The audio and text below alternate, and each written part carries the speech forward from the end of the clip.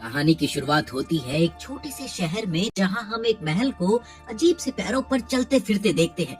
ऐसा कहा जाता है कि वो मशहूर जादूगर हॉल का महल है। इसके बाद हम सोफी नाम की एक लड़की को देखते हैं जो एक हैट सजा रही थी। तभी उसके पास एक औरत आई और उसे अपने साथ बाहर घूमने चलने के लिए पूछा, लेकिन सोफी ने मना कर दिया और अपना काम करती रही। तभी हम देखते हैं कि उसके साथ काम करने वाली सभी लड़कियों ने बाहर उसी जादूगर के महल को देखा। इसके बाद वो सब आपस में बातें करने लग गई। क्या हॉल शहर में आ गया है या फिर वो महल फाइटर प्लेन से बचकर भाग रहा है? तभी कुछ ही पलों में वो महल भी चलते चलते धुएं में गायब हो गया। थोड़ी देर बाद सोफी भी अपनी कुर्सी से उठकर बाहर जाने के लिए तैयार हुई। वो एक पुराने जमाने की ट्रेन में बैठ जाती है और फिर हम सभी लोगों को जंग से आए हुए सिपाहियों का स्वागत करते देखते हैं। उधर सोफी अपनी बहन लेटी की बेकरी का पता ढूंढते हुए कहीं खो गई। अब वो कुछ तंग गलियों में पहुंच गई थी, जहां दो सिपाही उसे बेवजह ही परेशान करने लगे। कहाँ घूम रही हो? तभी पीछे से एक लड़का आया और सोफी के कंधे पर हाथ रखकर उससे लेट होने के लिए माफी मांगी। मुझे माफ कर दो, मैं थोड़ा सा लेट हो गया। और फिर जादू से उसने सिपाहियों को वहाँ से भगा दिया। तब उस लड़के ने सोफी को बताया कि कोई उसका पीछा कर रहा है, वो चुपचाप बस उसके साथ चलती रहे। तभी हम कुछ अजीब से राक्षसों को देखते हैं जो दीवार के अंदर से निकलकर उन दोनों का पीछा करने लगे। अब वो लड़का सोफी से कहता है कि शायद उसने उसे भी अपने साथ मुश्किल में डाल दिया। तभी कुछ राक्षस सामने से उनकी ओर बढ़ने लगे, इसलिए वो लड़का और सोफी एक गली में मुड़ गए। लेकिन वहाँ भी सामने से राक्षसों ने उनका रास्ता रोक लिया, जिसके बाद वो लड़का सोफी को लेकर जादू से हवा में उड़ गया। जिसके बाद वो दोनों हवा में उड़ते हुए सबके ऊपर से उसकी बहन की बेकरी की छत पर पहुंच गए और वो लड़का वहां सोफी को छोड़कर राक्षसों का ध्यान भटकाने के लिए चला गया। तभी हम सोफी की बहन लैटी को देखते हैं जो बेकरी में काम कर रही थी। लेकिन तभी एक लड़की आकर लैटी को बताती है कि काफी लोगों ने तुम्हारी बहन को एक लड़के के साथ हवा में उड़ते हुए देखा है और वो हमारी बेकरी की बैल्कनी में उतरे हैं। ये सुनते ही लैटी भागकर सोफी के पास बैल्कनी में गई और उससे पूछा कि क्या तुम सच में उड़ते हुए हमारी बेकरी की बैल्कनी में आए हो? ये सुनते ही सोफी ने कहा कि ये उसे भी एक सपना ही लगा। लैटी सोफी से बात करते हुए कहती है कि शायद वो जादूगर लड़का कोई और नहीं बल्कि जादूगर हॉल ही था और उसने सोफी को सावधान रहने को भी कहा, क्योंकि हॉल के बारे में ये अफवाह थी कि वो लड़कियों के दिल खा जाता है। इसके बाद हम एक पालकी को देखते हैं जिसे दो राक्षस चला रहे थे, दम लगा के हाइशा। अचानक उस पालकी में से एक हाथ निकला और उसने बाकी सारे राक्षसों को वापस एक चिराग में बुला लिया। जिसके बाद वो राक्षस तुरंत उस पालकी को लेकर कहीं चले गए। फिर शाम को जब सोफी अपनी दुकान में वापस पहुंची तो उसके पीछे पीछे एक औरत भी वहां घुस आई, जबकि दरवाजा तो बंद था। लेकिन सोफी ने उसे बहुत प्यार से कहा कि मैम अब दुकान बंद हो चुकी है, अब आपको जाना होगा। लेकिन वो औरत एक चुड़ैल थी, चुड़ैल जिसे विच ऑफ द वेस्ट कहा जाता था। और पलक झपकते ही वो सोफी को अपने जादू से एक बूढ़ी औरत में बदलकर वहां से चली गई। लेकिन जाने से पहले उसने सोफी को कहा कि तुम इस शराब के बारे में किसी और को बता भी नहीं पाओगी। उसके बाद सोफी खुद को एक आईने में देखकर हैरान हो जाती है, ये क्या, मैं तो बूढ़ी बन गई। अगले दिन सुबह जब सोफी की माँ ने दुकान पर आकर सोफी के बारे में पूछा तो उसके साथ काम करने वाली लड़कियों ने उन्हें बताया कि सोफी तो आज नीचे दुकान पे आई ही नहीं। ये सुनकर उसकी माँ हैरान हो गई कि नीचे नहीं आई और वो सोफी का हाल चाल पूछने के लिए दुकान के ऊपर मौजूद उसके कमरे में गई। लेकिन सोफी के कमरे का दरवाजा बंद था। तब उसकी माँ सोफी को दरवाजा खोलने के लिए कहती है, सोफी बेटा दरवाजा खोलो। सोफी ने झूठ कह दिया कि उसकी तबीयत बहुत खराब है और बेहतर यही होगा कि उसकी माँ कमरे में ना आए। ये सुनकर सोफी की माँ उसे ध्यान रखने और जल्दी से ठीक होने के लिए कहकर चली गई। सोफी समझ गई थी कि अब वो ज्यादा दिनों तक यहाँ पर नहीं रुक सकती और फिर कुछ खाने पीने का सामान लेकर वो बाहर निकल गई। तब वो एक टांगे वाले से लिफ्ट लेकर कुछ दूर तक उसके साथ बैठकर चली गई। अब उसने फोल्डिंग वैली जाने का फैसला कर लिया था। लेकिन फिर एक आदमी ने उसे बताया कि वहाँ तो सिर्फ जादूगर और चुड़ैल रहते हैं। उसने सोफी को वहाँ जाने से रोकने की कोशिश भी की, लेकिन सोफी मानी नहीं और उसने पहाड़ पर अपनी चढ़ाई जारी रखी। थोड़ी दूर जाकर सोफी थककर एक जगह पर बैठ गई और कुछ खाने लगी। लेकिन तभी उसकी नजर झाड़ियों में एक लकड़ी पर पड़ी और उसने सोचा कि चढ़ाई में ये लकड़ी उसके बहुत काम आएगी और उसे झाड़ियों से निकालने लगी। लेकिन वो लकड़ी बहुत भारी थी। सोफी ने पूरा जोर लगाने के बाद जैसे ही उस लकड़ी को निकाला तो वो देखकर हैरान रह गई। वो लकड़ी असल में एक स्केयर क्रो था जिसका सर शलगम का बना हुआ था। फिर वो स्केयर क्रो सोफी के पीछे पीछे आने लगा, जिसे देखकर सोफी बहुत डर गई और उसे दूर जाने को कहा। सोफी समझ गई थी कि उस बेचारे पर किसी ने उसकी तरह ही जादू किया होगा। वो जैसे ही सोफी के पास आया तो उसने सोफी को एक लकड़ी दी ताकि सोफी आराम से पहाड़ पर चढ़ सके। और फिर सोफी ने शुक्रिया अदा करते हुए स्केयर क्रो से रात को रुकने की जगह के बारे में पूछा। कुछ देर बाद जादूगर हॉल का कासल उन्हें अपने पास से ही गुजरता दिखाई दिया और वो स्केयर क्रो सोफी को इशारा कर रहा था कि जल्दी से इसमें चढ़ जाओ। पहले तो सोफी हिचकिचाई, लेकिन फिर भागकर कैसल में चढ़ ही गई क्योंकि बाहर बहुत ज्यादा ठंड थी। फिर वो तुर्निप नाम के उस स्केयर क्रो को अलविदा कहकर दरवाजा बंद करके अंदर चली गई। अंदर जाते ही सोफी की नजर आग पर पड़ी जो वहाँ कमरे में जल रही थी, तो वो तुरंत उसके पास जाकर बैठ गई। तभी उसने देखा कि आग में से एक छोटा सा राक्षस उससे बातें करने लगा। हेलो मिस, कैसी हैं आप? उसकी बातें सुनकर वो हैरान हो गई और उसने आग के राक्षस से पूछा कि तुम जादूगर हॉल तो नहीं हो? तब वो राक्षस कहता है कि मैं हॉल नहीं, आग का राक्षस कैल्सीफर हूँ। तब सोफी ने उसे अपने श्राप को तोड़ने के लिए कहा, पर वो राक्षस कहने लगा कि अगर सोफी उसका श्राप तोड़ने में उसकी मदद करेगी तो वो उसे पहले जैसा बना देगा। इस पर सोफी ने कहा कि मैं एक राक्षस पर कैसे भरोसा कर सकती हूँ? तुम वादा करते हो कि तुम अपनी बात पर खरे उतरोगे? तो कैल्सीफर कहता है कि राक्षस कभी कोई वादा नहीं करते। ये सुनकर सोफी भी उसकी मदद करने के लिए मना कर देती है। कैल्सीफर कहता है कि मुझे तो जादूगर हॉल ने यहाँ बंदी बना रखा है ताकि मैं महल को गर्म रख सकूं और उसके सारे बाकी काम भी करता रहूं। जादूगर हॉल मुझसे मजदूर की तरह काम करवाता है। उसके दुखड़े सुनकर सोफी को कैल्सीफर पर तरस आ गया और वो उसकी मदद करने के लिए मान गई। फिर अगले दिन हम देखते हैं कि दो लोग बाहर से दरवाजा खटखटा रहे थे। खट खट। जैसे ही सोफी की आंख खुली तो एक छोटा सा बच्चा जिसका नाम मार्क था वो भागकर दरवाजे के पास आया और अपना फेस बदल कर एक बूढ़े आदमी में बदल गया। जैसे ही मार्क ने दरवाजा खोला तो उसने देखा कि दरवाजे पर मेयर था जो राजा का संदेशा लाया था कि जंग अब शुरू होने वाली है और अब राजा चाहते हैं कि सभी जादूगर और चुड़ैल उनसे महल में आकर मिले और लड़ाई में उनका साथ दे। उसके बाद मार्क ने सोफी से पूछा कि वो यहाँ अंदर कैसे आई, तो सोफी ने झूठ बोल दिया कि मुझे तो कैल्सीफर ने रुकने को कहा था। इस पे कैल्सीफर कहने लगा, अरे झूठ बोल रही है ये औरत, ये तो खुद कल रात को ही पहाड़ी से महल में आ गई थी, झूठी कहीं की। तब मार्क पहाड़ी का नाम सुनकर थोड़ा डर गया और उसे शक हुआ कि शायद सोफी एक चुड़ैल है। तो कैल्सीफर कहता है कि मेरे होते हुए कोई चुड़ैल इस महल में आ ही नहीं सकती। इसके बाद हम देखते हैं कि दरवाजे के पास 4 अलग अलग रंगों के निशान थे, जिससे हमें ये पता चलता है कि महल में आने जाने के 4 अलग अलग पोर्टल हैं। सोफी बाहर इतनी ऊंची और शानदार बिल्डिंग को देखकर चौंक गई। फिर उसने दूसरे पोर्टल में जाकर देखा कि वहाँ क्या है। कुछ देर बाद मार्क को भूख लग गई, जिसके बाद सोफी ने कहा कि मैं तुम्हारे लिए खाना बना देती हूँ। पर जैसे ही वो आग के पास गई तो कैल्सीफर ने सोफी से कहा कि मैं सिर्फ मास्टर हॉल का हुक्म मानता हूँ, कोई और मुझसे काम नहीं करवा सकता, ठीक है? तब सोफी उसे धमकी देती है कि अगर कैल्सीफर ने उसे खाना बनाने नहीं दिया तो वो उसके ऊपर पानी की बाल्टी डाल देगी और फिर आग हो जाएगी। और फिर मास्टर हॉल को उसके और कैल्सीफर के डील के बारे में भी बता देगी। ये सुनकर कैल्सीफर डर गया और उसने सोफी की बात मान ली। फिर सोफी ने कैल्सीफर पे पतीला रखा और खाना बनाने लगी।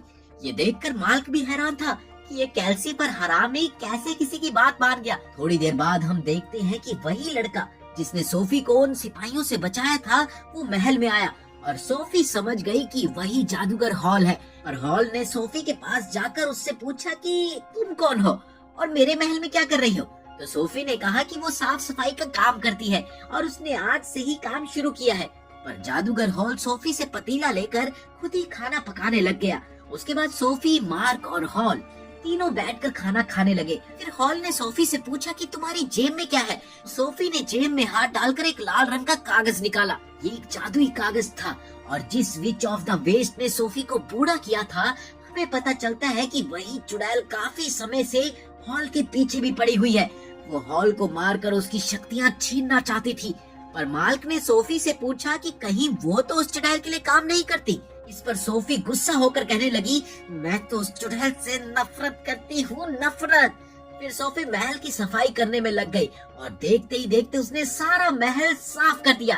तभी हम कैल्सीफर को देखते हैं जिसकी आग बुझने ही वाली थी और वो बार बार सोफी को लकड़ी रखने के लिए बोल रहा था, लेकिन सोफी ने उसको उठा के एक बर्तन के ऊपर रख दिया और उसके आसपास की राख की सफाई करने लगी। तभी एकदम से कैल्सीफर बर्तन में गिर गया और उसकी आग बुझ गई। लेकिन ऐन वक्त पर जादूगर हॉल वहां आ गया और उसने कैल्सीफर को लकड़ियों पे रखकर अपने जादू से उसकी आग दोबारा जला दी।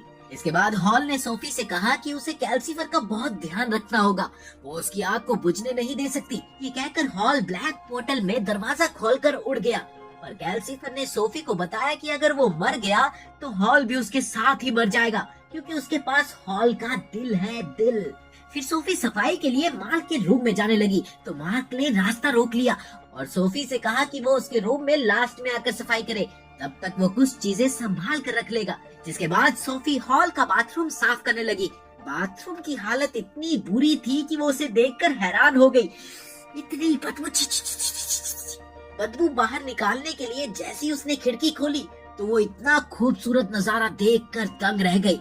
उसने आज से पहले कभी ऐसा नजारा ही नहीं देखा था। तभी उसकी नजर स्टार लेक पर पड़ी और उस लेक को देखकर वो बहुत खुश हुई।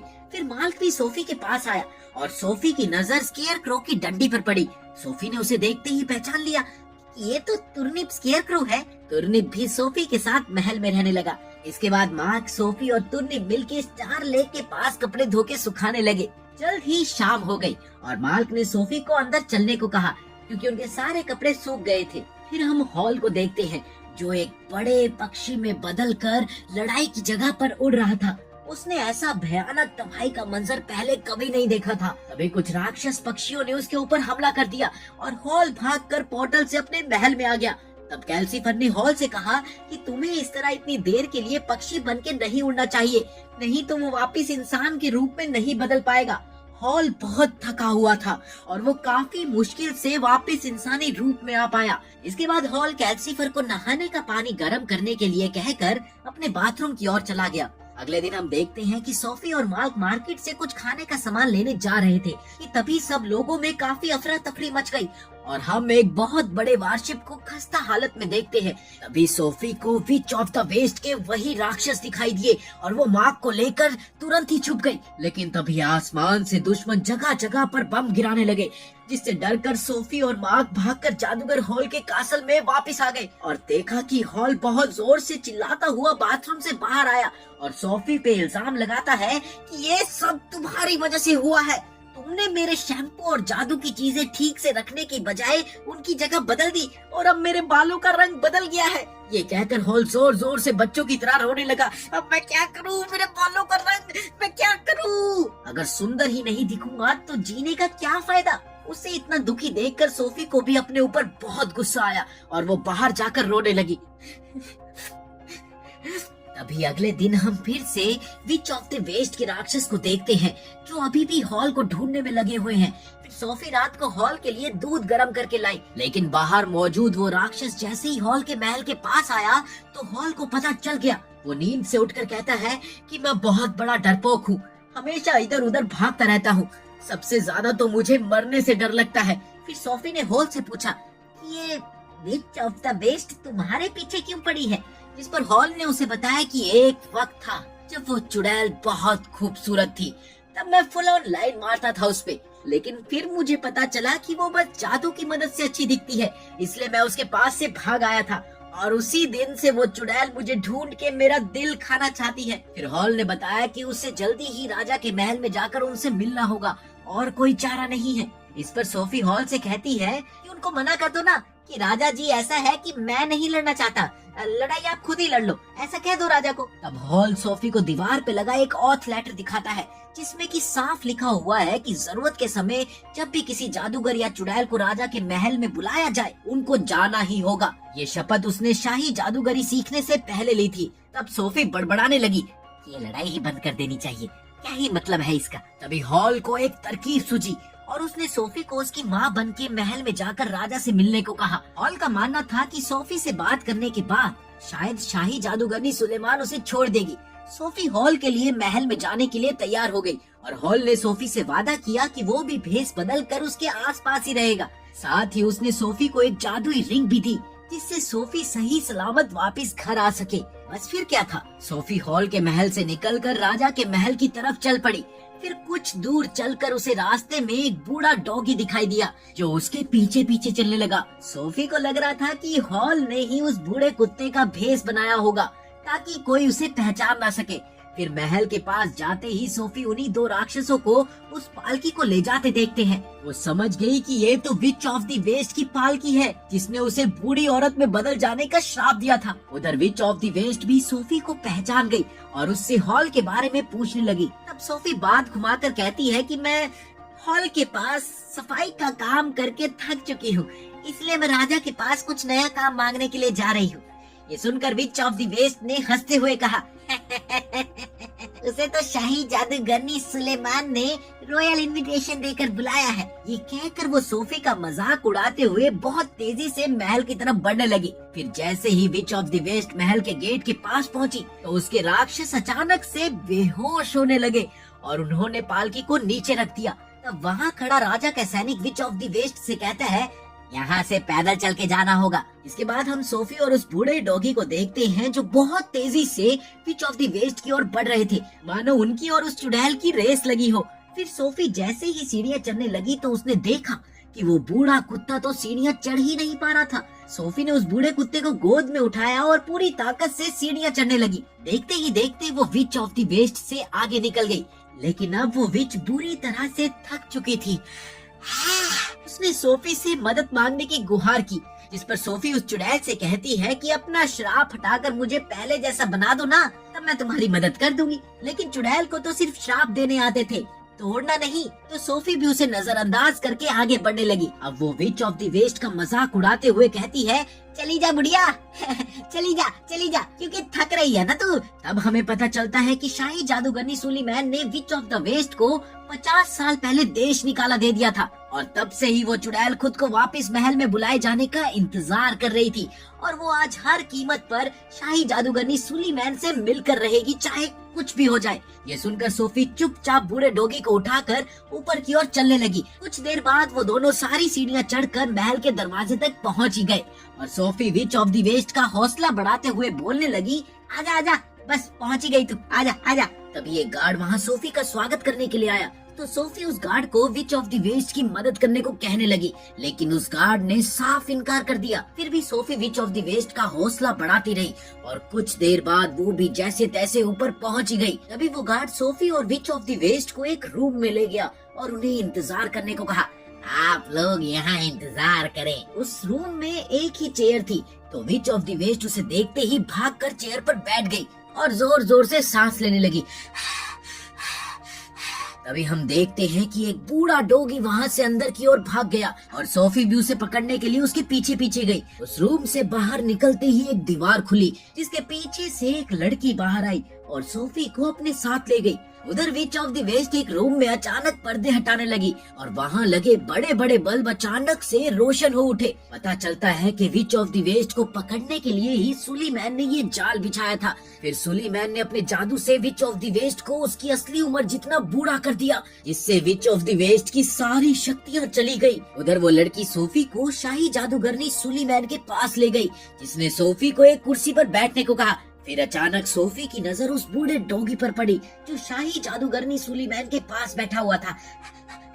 सोफी रानी से पूछने लगी कि क्या वो बूढ़ा डॉगी उनका है, तो सुलीमैन ने बताया कि इसका नाम हीन है और वो मेरे लिए काम करता है। फिर हमें पता चलता है कि सुलीमैन ने ही हीन को भेजा था ताकि वो सोफी को उनके पास ला सके। ये सुनकर सोफी बहुत हैरान हो गई क्योंकि उसे अभी तक लग रहा था कि हॉल ने ही खुद को छुपाए रखने के लिए उस बूढ़े डॉगी का रूप लिया हुआ था। फिर सुलीमैन ने जैसे ही सोफी से हॉल के बारे में पूछा तो सोफी प्लान के मुताबिक रानी के सामने हॉल की बेइज्जती करते हुए कहती है कि वो बहुत ही आलसी और नाकारा है, वो आपके कोई काम नहीं आएगा, इसलिए आप उसका पीछा छोड़ दो। फिर सुलीमैन ने कहा कि हॉल मेरा आखिरी स्टूडेंट था जिसे मैंने जादूगरी के सारे गुण सिखाए ताकि वो एक बहुत ही ताकतवर जादूगर बन सके। लेकिन फिर एक दिन एक राक्षस ने हॉल का दिल चुरा लिया और फिर वो कभी सुलीमैन से जादू सीखने नहीं आया। तब से हॉल अपने जादू का इस्तेमाल सिर्फ खुद के कामों के लिए करता है। फिर सुलीमैन सोफी को चेतावनी देते हुए कहती है कि आपका बेटा बहुत खतरनाक है